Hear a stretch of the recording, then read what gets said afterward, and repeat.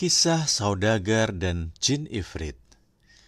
Dahulu kala hidup seorang saudagar kaya yang mengumpulkan hartanya dengan cara berdagang hingga ke negeri-negeri yang sangat jauh. Alkisah, pada suatu hari ia berangkat meninggalkan rumahnya dengan menunggang kuda untuk menjalankan perdagangannya. Ketika terik matahari yang kejam menjadi semakin tak tertahankan, ia memutuskan untuk duduk berlindung di bawah gerumbul pohon rindang sambil mengisi perutnya dengan camilan dan beberapa butir kurma yang dagingnya tebal dan manis. Selesai makan kurma, ia melemparkan biji kurmanya itu ke kejauhan. Namun tiba-tiba muncul jin ifrit yang berbadan raksasa. Ia datang mendekat dengan mengacungkan sebatang pedang yang sangat tajam berkilau, sambil berteriak dengan suara mengguntur, "Berdiri kau, agar aku bisa membunuhmu seperti kau telah membunuh anakku." Saudagar itu merasa heran, dan di tengah keterkejutan dan ketakutannya, ia bertanya, "Kapan aku membunuh anakmu, wahai jin yang baik? Kapan biji-biji kurma yang kau lempar itu menghantam dada anakku dan membuatnya mati?" Saudagar itu merasa sangat menyesal dan dengan suara maskul ia berkata, "Maafkanlah aku karena sungguh tak sengaja melakukannya. Namun jika itu kehendakmu untuk menebus kesalahanku, maka ketahuilah, hai Ifrit, bahwa aku adalah seorang beriman yang tak tahu bagaimana cara berbohong. Hartaku banyak dan aku punya beberapa anak dan seorang istri. Juga ada sejumlah harta simpanan di rumahku yang dipercayakan kepadaku. Karena itu, izinkan aku pulang agar bisa memberikan harta itu kepada yang berhak. Dan setelah selesai, aku berjanji akan kembali ke tempatmu ini agar kau bisa melakukan apa yang kau mau. Allah menjadi saksi kata-kataku." Ifrit percaya pada saudagar itu dan membiarkannya pergi.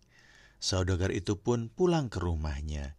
Ia lepaskan haknya atas hartanya dan membagi-bagikannya kepada anak-anak, istri, dan sanak saudaranya setelah membayar lebih dulu seluruh hutang-hutangnya serta mengembalikan semua harta dan barang dagangan yang dipercayakan kepadanya ke pemiliknya masing-masing. Terakhir, ia memberitahu istri dan anak-anaknya tentang nasib yang telah menimpanya. Mendengar itu, mereka semua menangis. Saudagar itu tinggal bersama keluarganya sampai akhir tahun, dan menjelang pergantian tahun, ia berpamitan kepada keluarga, tetangga, dan teman-temannya. Saudagar itu kemudian berangkat dengan diiringi isak tangis yang memilukan.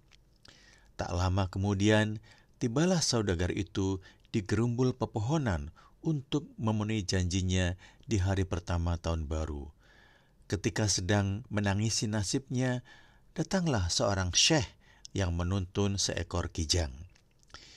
Ia memberi salam kepada si saudagar dan kemudian bertanya, "Mengapa engkau tinggal sendirian di tempat yang dihantui oleh jin ini?"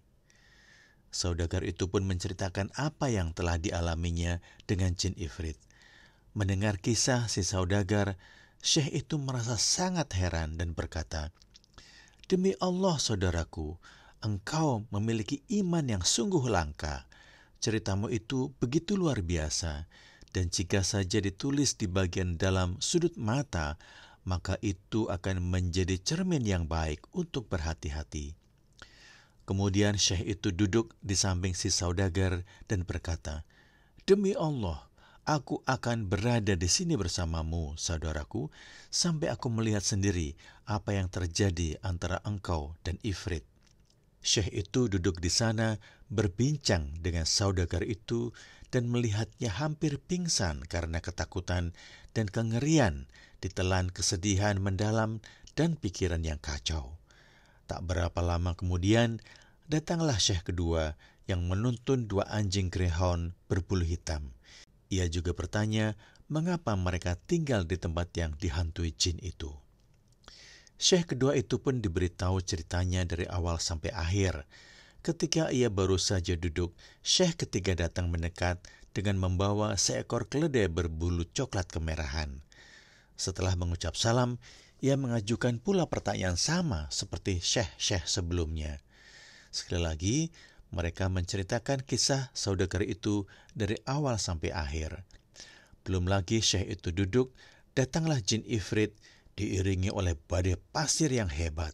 Ifrit memegang pedang tajam berkilau di tangannya dan percik api terlihat menyembur dari matanya yang besar.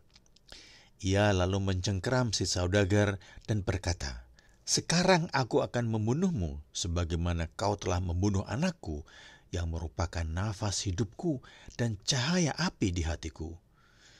Si saudagar mulai menangis dan meratap, dan ketiga syekh itu pun ikut pula menangis. Namun syekh pertama yang membawa kijang mengumpulkan keberaniannya dan mencium tangan jin sambil berkata, "Wahai pemimpin para jin yang perkasa, jika saja kisah diri dan kijangku ini bisa membuatmu kagum, maka berilah aku sebagai imbalannya sepertiga dari darah saudagar ini." Jin Ifrit menjawab, "Tentu saja, wahai syekh yang mulia, jika ceritamu memang begitu luar biasa, dengan senang hati aku akan memberimu sepertiga dari darah saudagar ini." Tekan tombol subscribe dan bunyikan lonceng untuk mendengar kelanjutan dari kisah ini.